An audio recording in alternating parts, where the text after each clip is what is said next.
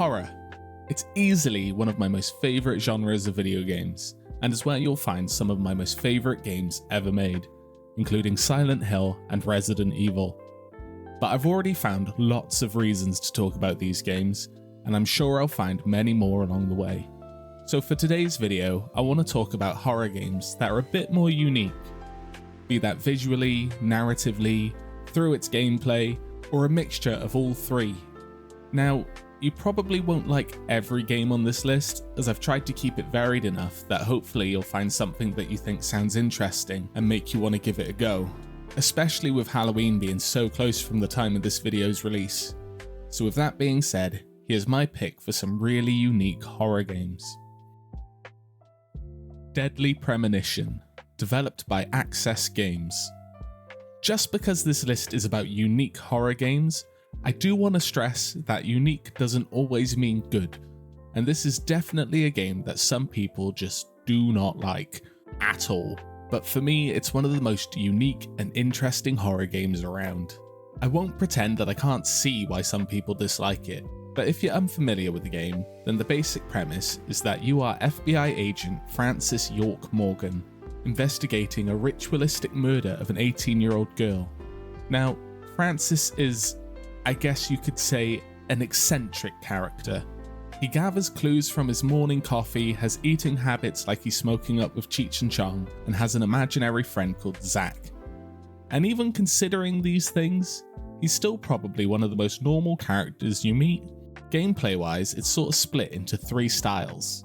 You've got the open world sections where you interact with other characters, stock up on supplies, and investigate the murder. Then you've got the other world sections where you fight zombified limbo enthusiasts that was only added into the game because the publisher didn't think it would appeal to a Western audience if it didn't have guns.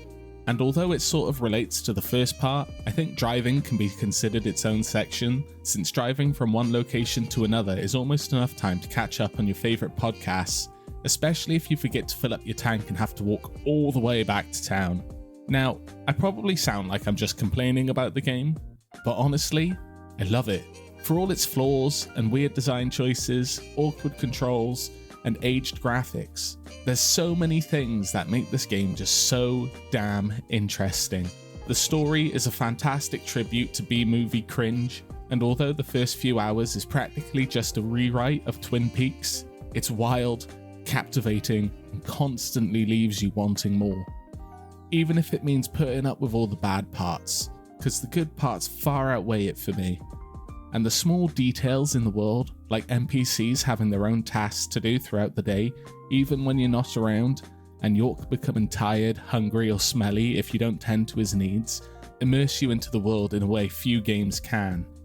You can tell this was developed on a shoestring budget, and the power of the 360 and PS3 was not enough for this game to not experience a plethora of bugs, but I still can't bring myself to hate it, in any capacity. And I can't thank Access Games and the director Swery65 enough for making this terrible masterpiece. Little Nightmares, developed by Tarsier Studios. The interesting thing about this game is how interpretational it is. Rather than walls of text or cutscenes, most of what you learn throughout the game is from its masterful use of environmental storytelling.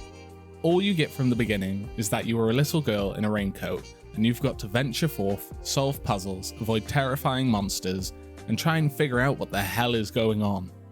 If you're a fan of Limbo or Inside, then I think you'll get a lot out of this game, and its art style is hauntingly gorgeous, kind of reminiscent to Tim Burton. It's brilliantly stylized and stands out when compared to other games it's similar to.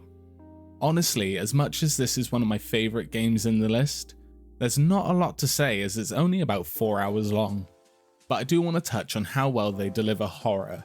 The horror in this game themes itself around the fears and nightmares I'd say most people experience growing up, using its hide-and-seek style of gameplay to deliver horror to you using things like fear of the dark, the boogeyman, heights, bugs, adults, and even just the feeling of everything seeming so much bigger than it really is when you're a child.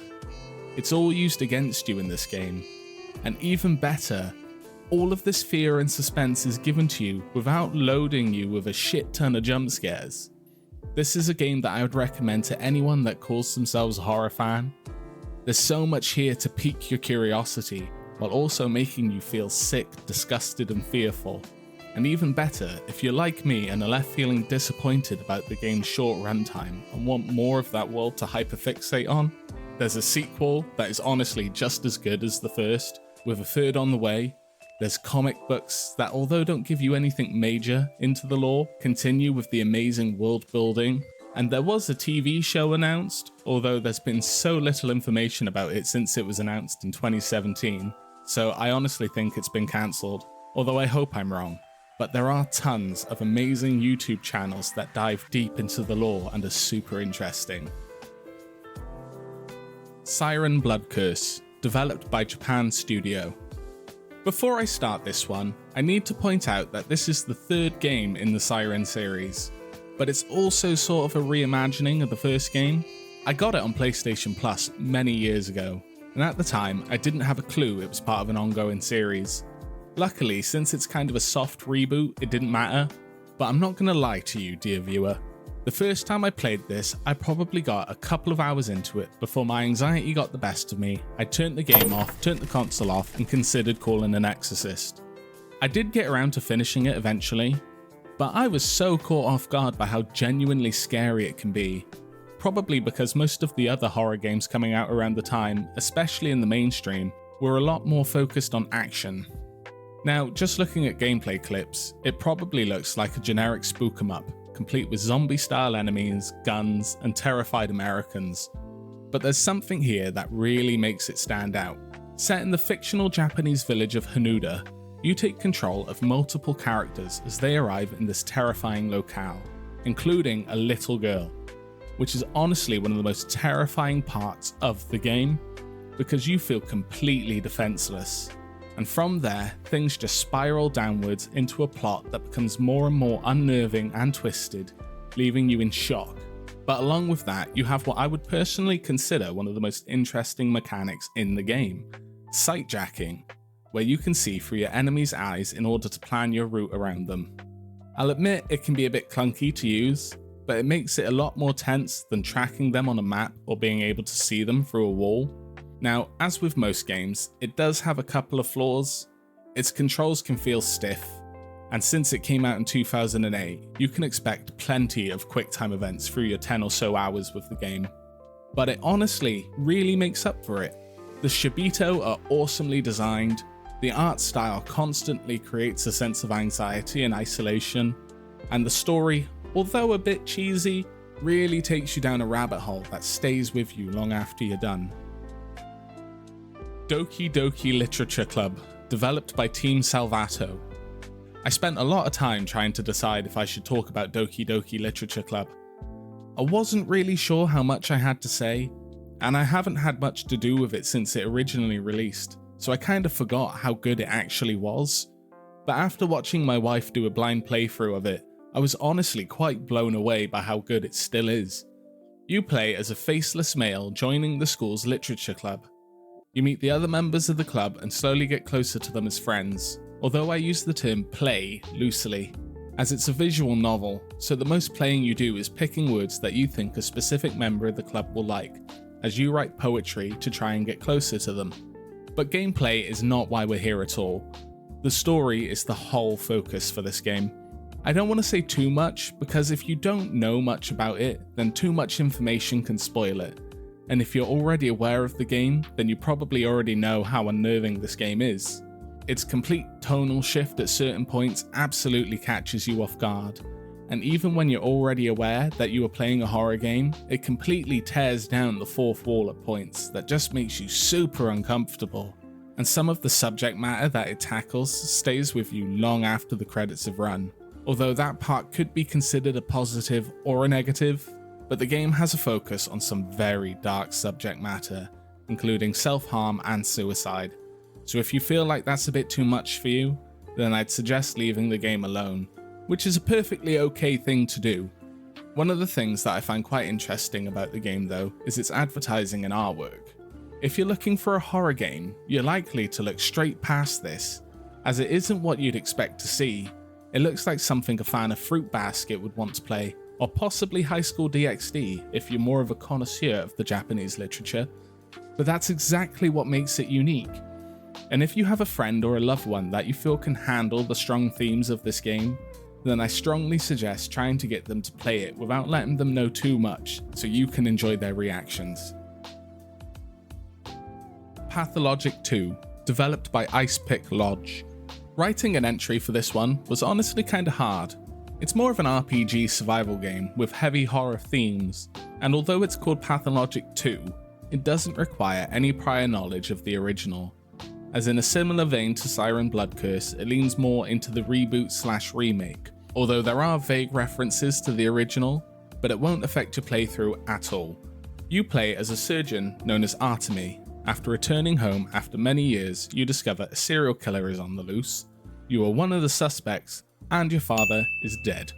Once you get a chance to meet the people of the town, you quickly realise that everyone else is completely nuts, and you can easily understand why Artemy left in the first place. But I can't really go too far into the story, as it's very surreal and has a lot of meta-commentary and symbolism, which I think can only really be justified by actually experiencing it for yourself, rather than someone like me trying to explain it to you. So leaving the story to the side, the artwork is amazing, although very abstract and intentionally creepy. It's strong and clearly had a solid vision, and the graphics and lighting do a great job of providing you with the atmosphere needed to make this type of horror come across as scary, rather than over the top, with the sound design doing a good job of complementing all of it.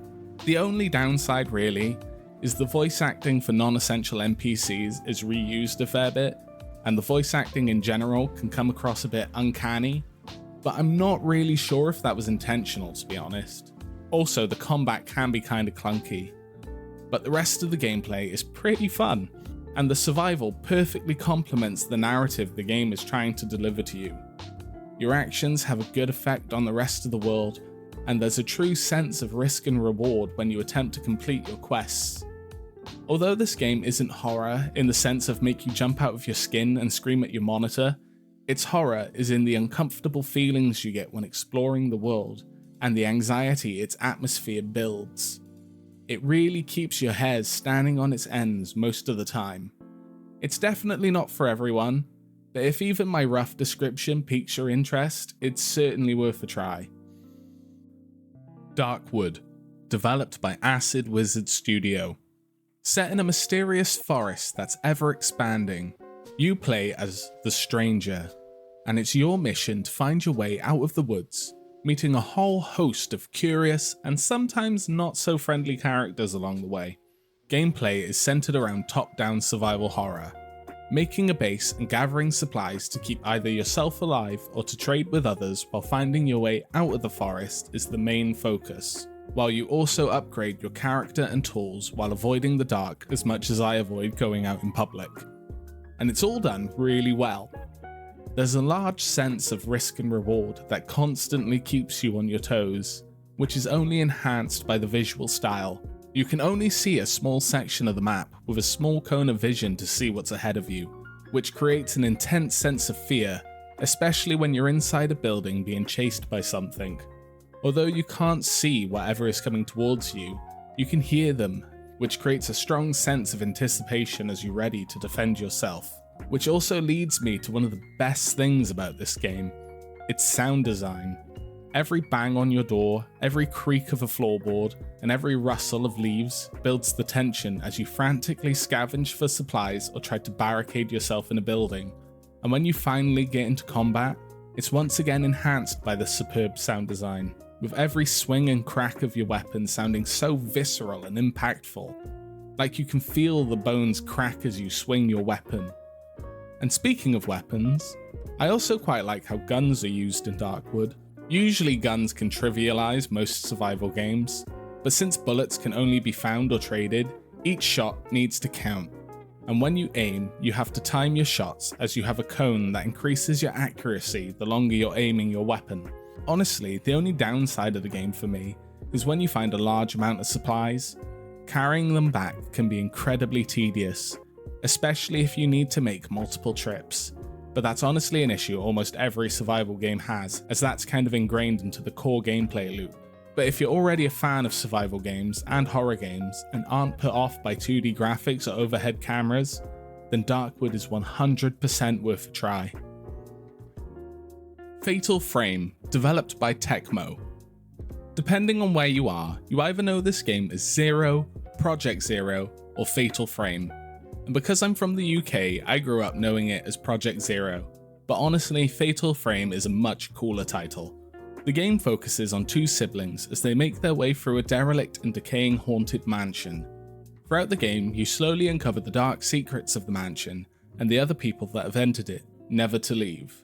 Its design is heavily inspired by Japanese ghost films, which is quite evident given its sort of off-kilter acting and sometimes overly expressive reactions of characters. But if you'll allow me to go off on a tangent quickly, I love East Asian horror films, and the way they tell horror tales in general. I'm not sure what it is about it, maybe it's influenced by their batshit crazy folklore, or just the way they approach horror in general, but I find it gets to me a lot more than Western horror does. Generally speaking anyway, but there's always exceptions to the rule. But anyway, what makes Fatal Frame stand out is its unique style of combat. Since you're literally fighting ghosts, you can't expect to fend them off by firing bullets at them, or throwing shit around like a terrified gorilla. Instead, you find the camera obscura, which although doesn't have the same megapixels as the smartphone you're likely using to watch this video, it does have the power to damage the apparitions that are attempting to convince you to join them on their side of the living. Although the game has been around for a while now, I still think it holds up pretty well. Clunky controls notwithstanding, mind you. But what I liked about it is similar to part of what I said about Siren Blood Curse. You feel weak and defenseless, trapped in this dark labyrinth surrounded by unimaginable horrors. And even though the camera obscura works on ghosts similar to shooting a zombie with a gun, you don't get that same feeling of power and control like you would get with a gun, which means it balances that line, not making you feel completely helpless, while also never letting you feel like you have too much control of what's going on. Which is why I think this game will always be considered a classic. That's the video. Why don't you let me know what horror games you think stand out as unique? And I hope you enjoyed this list and found something new to play this Halloween. And while you're still here, dropping a like and hitting the subscribe button would make me eternally grateful. And I'll hopefully see you in the next video.